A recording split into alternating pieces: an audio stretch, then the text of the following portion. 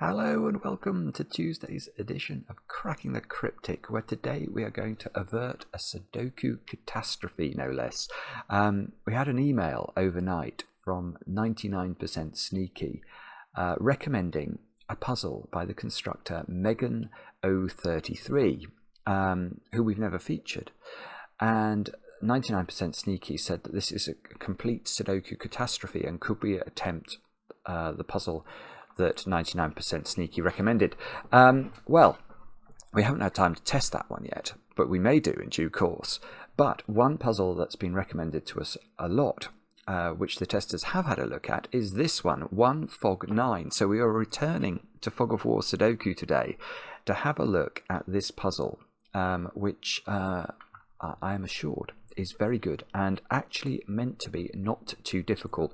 Although I have noticed in the instructions, not only is it 159 rules, which I do quite like actually, I've learned to love them, but all black dots are shown in this puzzle, so there is a negative constraint, and I'll explain what that means if you're not familiar with black dot rules in a moment or two's time. But anyway, a debut for Megan 033, one Fog 9. This is what we're going to be having a go at. Now, yesterday evening I did have a chance to have a go at Jane Street's Bug Byte puzzle. Here it is. And it's lovely. It's lovely. I definitely recommend you all have a go at it. It's completely free to have a go at. Just go to a link, Jane Street/Bugbyte.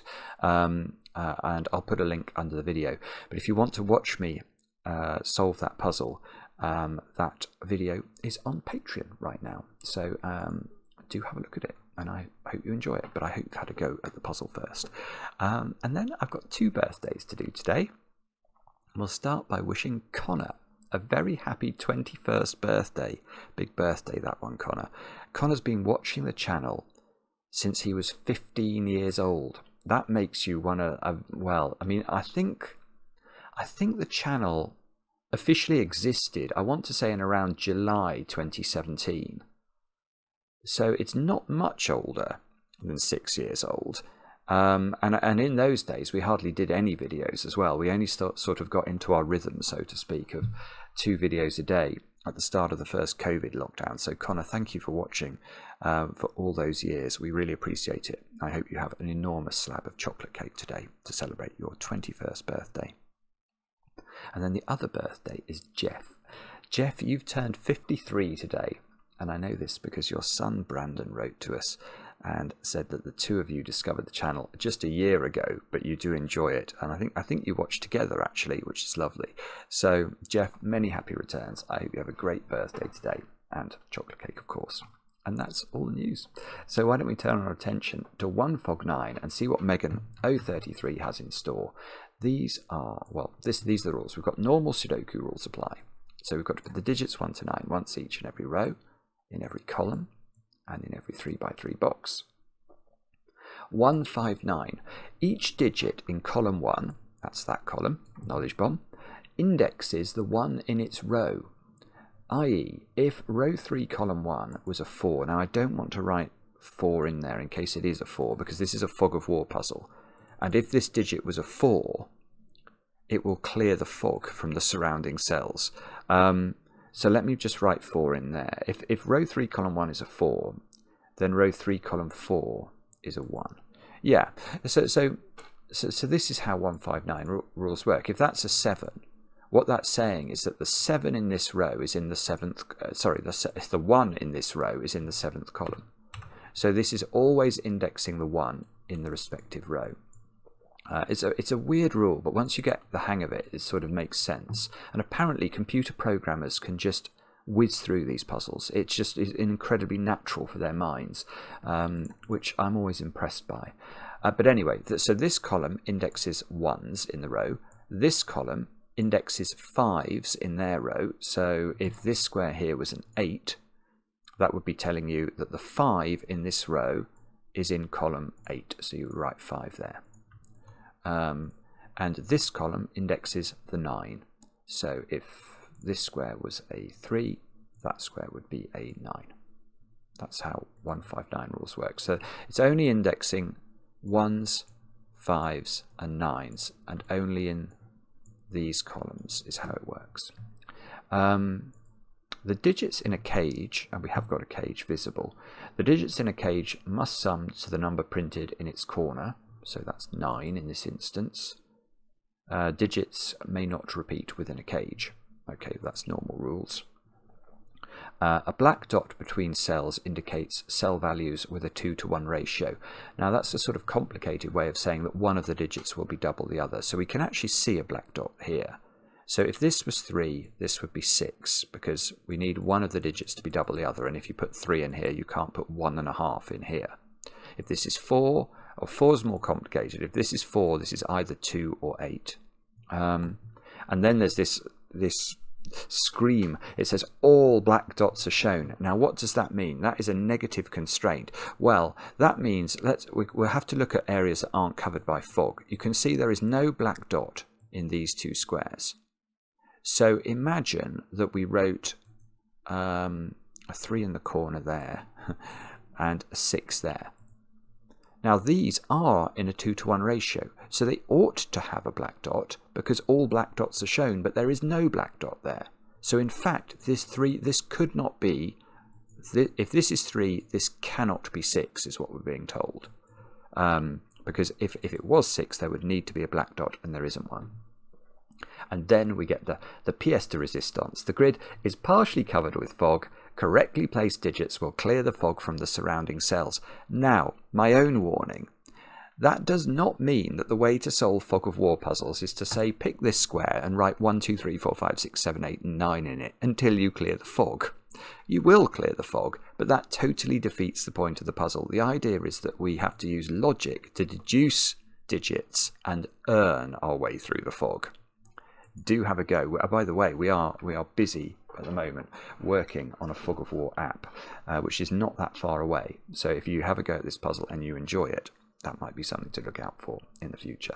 Anyway, yeah, do have a go. The way to play is to click the link under the video as usual. But now I get to play. Let's get cracking. Now I have to start with a secret, because there is a secret of fog of war puzzles. And when I was first asked to do fog of war puzzles on the channel, I didn't know this secret, and it made those puzzles much, much more difficult. So let me explain the secret. Now the secret is, if we consider these 3 digits, or these 3 digits, or these 3 digits as a set, could you have 2 low digits in there? Could you have 2 medium digits in there? Or could you have 2 high digits in there? And the answer to all of those questions is no. And let's understand why. Let's imagine that we put 7 here and 8 here. That's 2 high digits in this string of 3. The reason this fails is that this 7 is telling us to write a 1 in the 7th column. This 8 is telling us to write a 1 in the 8th column. So you would get a repeated 1 in box 3. But of course, that's exactly the same if we went 4, well, I was trying to write 4 and 5, say. That would be saying, right, 1 there and 1 there. So what you can't have is, you can have one of these has to be a 1, 2 or 3. One of them has to be a 4, 5 or a 6 to place a 1 in this box, and one has to be a 7, 8, 9 to place the 1 in this box. Only one. So there's sort of an entropic relationship. It was yesterday I did an entropy puzzle, wasn't it? But there is an entropy. So one of these is low, one of these is middle, one of these is high, and the same will be true here, the same will be true here, and the same will be true in these 2 columns once we get underneath the fog. So let's have a look at this 9 cage then, because, well, actually the first thing I was thinking there is it can't be a 3-6 pair. Because if it was a 3-6 pair, what would you have to have between the 3 and the 6? One of the digits is double the other. There should be a black dot. There isn't. So that doesn't work. But I can also see this can't be 4, 5. Because if this was 4, 5, those are 2 middly digits. So let's make those 4 and 5 and think about the implications for what the indexing of the 1s is telling us. Well, now there would be a 1 in one of those and a 1 in one of those. There'd be 2 1s in box 8, which won't work. So this is either 1, 8 or 2, 7. And if it's 1, 8, Well, the 1 is weird because it indexes itself. But the 8 would be telling us to write a 1 into one of those two squares. Yeah, so the 1 in this box is going to be in one of 4 places I can see. So there's either a 1 in one of these two, or if this is 2, 7, then the 7 is going to say write a 1 into one of those two squares. So the 1 in box 9 is very restricted. Well, relatively restricted. Well,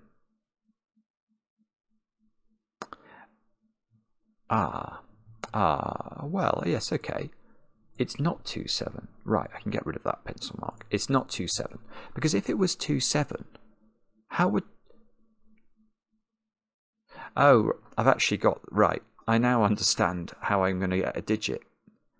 That's very cool.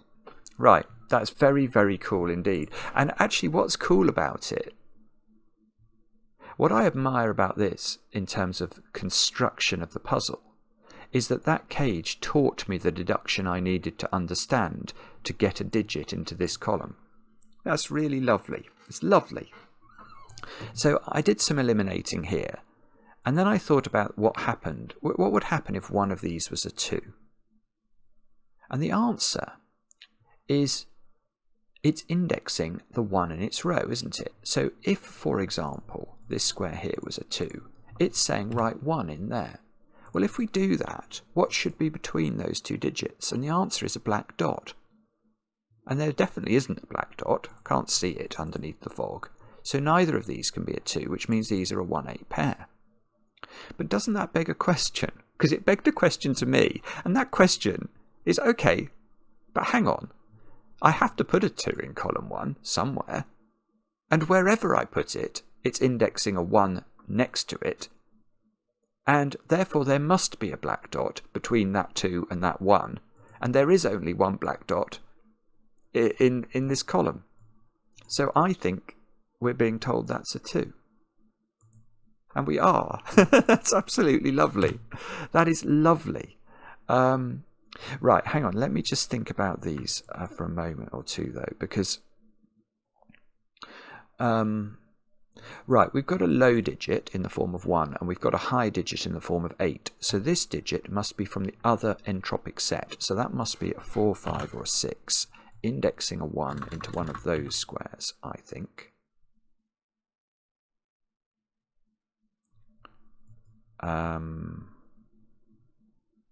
Okay, what's this 9 cage?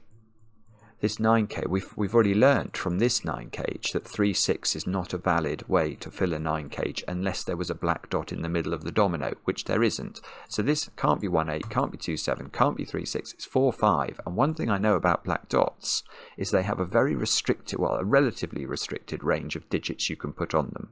So one thing to learn about a black dot is 5s, 7s and 9s don't work ever, or at least not with normal rules, because this digit would need to be either double or half of 5, 7 or 9. And if we double the digits, we get to digits that aren't Sudoku digits. And if we halve the digits, we get to non-integers. So they don't work. So this digit can't be the 5. It's got to be the 4. That's got to be the 5. That's going to be indexed. But let's come back to that in a moment. This digit is now, well, it's 2 or 8. By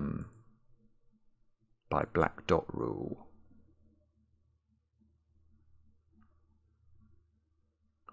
We might be able to get that. I can't see how to do it. There's a 5 here. So we know this column indexes the 5 in its row. So this must be a 3, because this is in the 3rd column of this row. Maybe we look at that now. I'm not sure. Let me just think about this. Okay. Simpler deduction is that one of these digits is a middly digit, and 4 and 5 are not middly digits that are available for these to be. So one of them must be a 6, which means this square is not a 6, which means this square is not a 1. I do know that with 159 puzzles, there are so many like little intricacies that it's very easy to miss. Okay, so so the high digit that belongs in one of these, because there must be a high digit, is not 8. So these squares are from 6, 7 and 9. And okay, as one of these is a 6, one of these is a 1.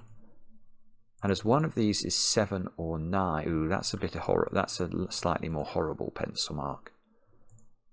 So if this was a 1, there would be a 1 in one of these two. And if this was a 1, there's a 1 in one of these two. So there's like a floating extended X-wingy thingy. That's the technical term for what's going on there. Now, okay, so now the low digit in this selection of digits is not 1 and it's not 2. So there is definitely a 3 in one of these, which means there's definitely a 1 in one of those by indexation. And you can see that that is flowing from the Sudoku implications of 1 as well. It's just I get obsessed with the complicated rules.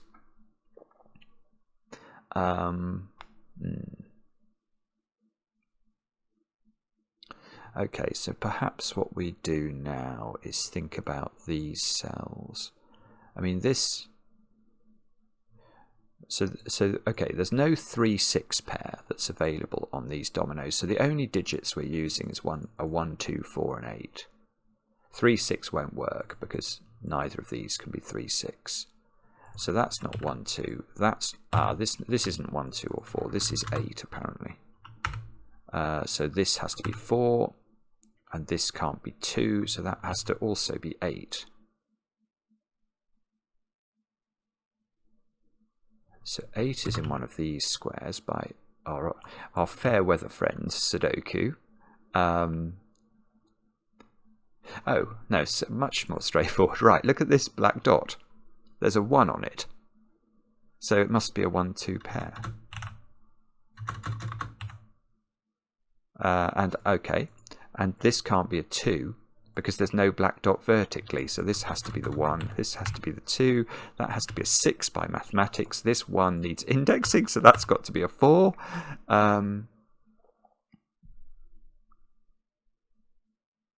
There's probably some things we can do as a result of that. He says, failing to split. Okay, no, I can use this one. That's indexing the 5 into the second column, so that's a 5. So 5 now belongs in one of these squares, which means 1 belongs in one of these squares. So 5s and 1s are interesting because they sort of, the 5 in this column indexes the 1, and then the 1 indexes the 5, and they sort of index to each other in what I imagine is some sort of Mobius strippy loop.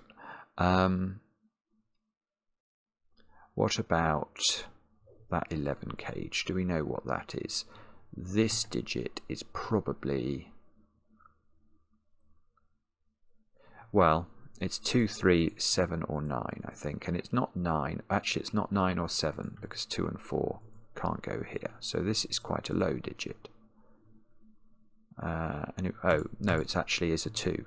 If that's 3, that has to be 8 and it can't be, so that's 2 I think. Yep, that cleared the fog. That's always a good sign. 9, always look out for 9s. That's got to be a 4 now. Ah! Oh, that's...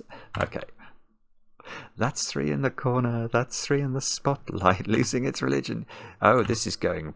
This is actually lovely, isn't it? This is lovely. I've had some difficult puzzles over the last few days, and I'm not saying this is easy. It's not. It's only easy because I've done loads of 159 puzzles before. There's a 7-9 pair in this column now. What do we know about this black dot? It's not got 3 or 6, 3 or 4 on it. So it's not 3, 6, it's not 4, 8, it's not 2, 4. So it's 1, 2, and we know the order. So 1, 2, the 1 needs indexing, so that becomes 8. I love the way I think of that as an indexed 1, rather than just using Sudoku. My brain is very, very odd. Okay, so this is 4, 5, 6. This is 3, 7, 8. We know where the 3 goes. These squares are 5 and 6. These squares are 7, 8, 9. Whoops. Lost my army.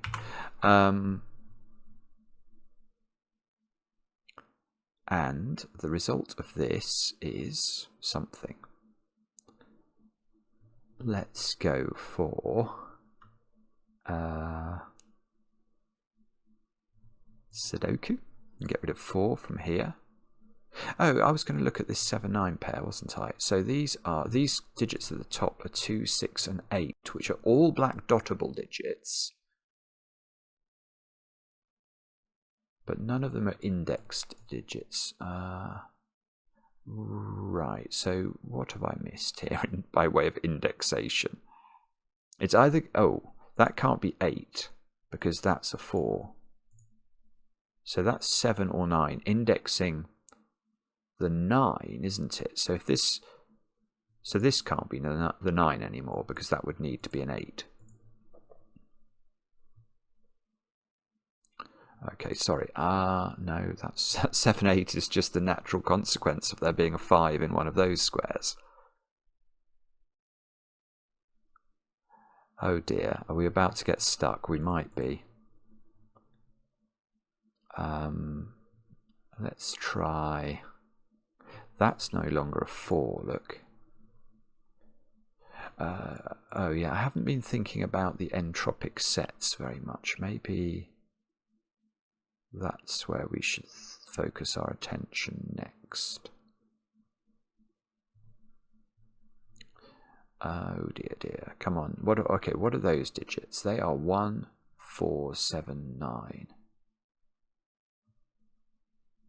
No, I don't really. I mean, I could pencil mark that, but it doesn't feel like it's the next step in the puzzle, does it? So, okay, there is definitely a 4 up there, though. So the sorts of things I'm thinking are, you can't put a 2 here because it would... Well, actually, that's not even true, because I can't see under the fog whether there's a black dot digit. Ah, right, so... Golly, is it Sudoku then? Or is it... It's going to be something like that 3 can't... Oh, yes, where's 6? Where's 6 in box 5? That's probably a reasonable question. And the answer is... in one of 2 places only.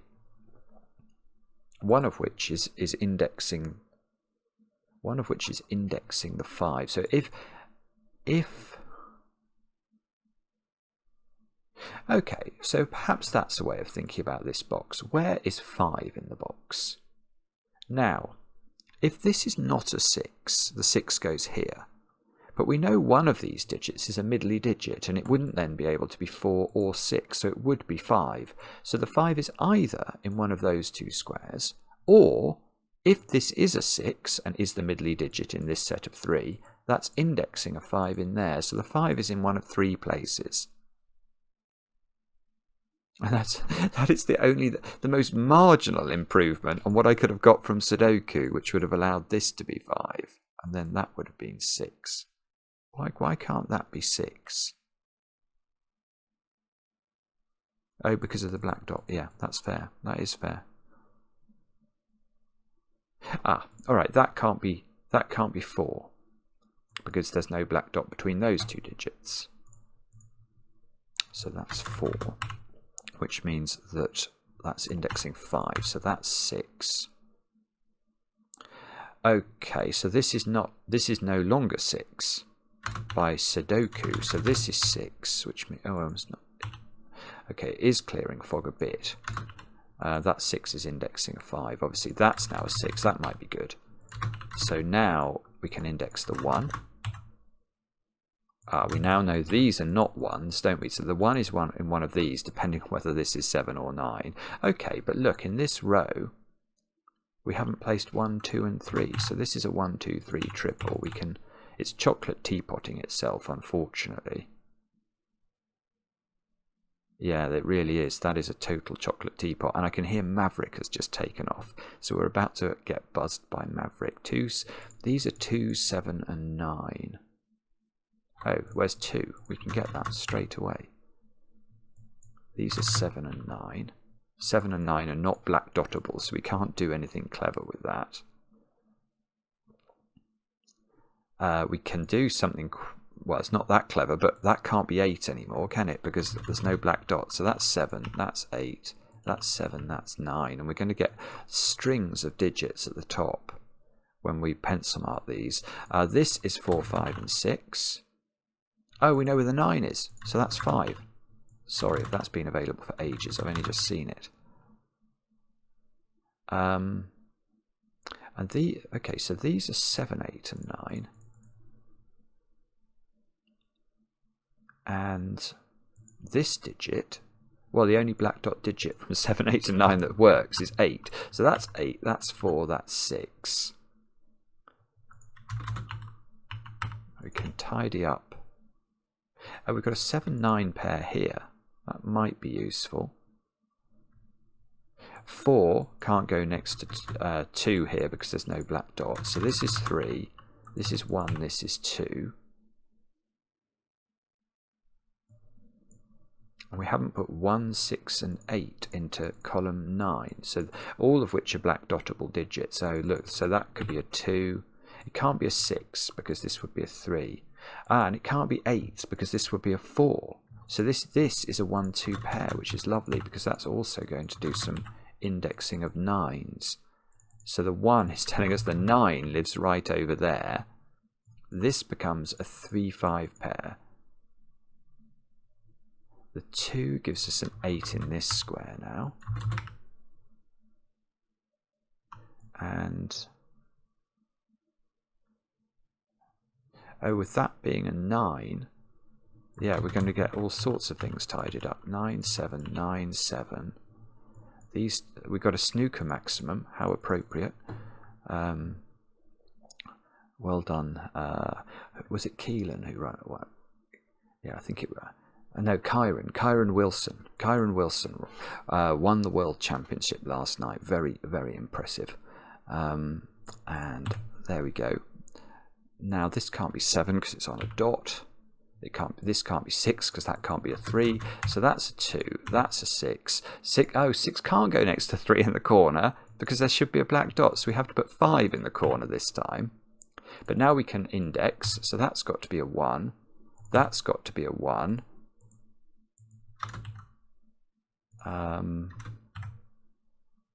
The 6 and 8 in the other corner is resolved by the 6 there. So we go 6, 8. That's telling us there's a 9 here. That's telling us there's a 9 here.